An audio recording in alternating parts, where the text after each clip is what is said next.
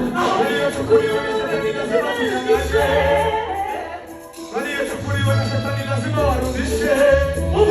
Unasema achia.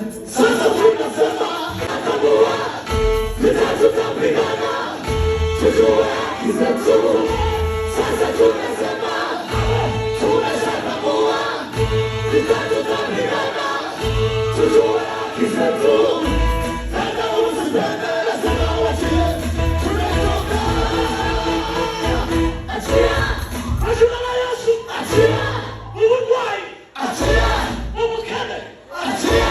Mizana ni ani. Achia. Urosi. Achia. Umukoni koni. Achia. Yesu na Yesu. Achia. Achia mizana na Yesu.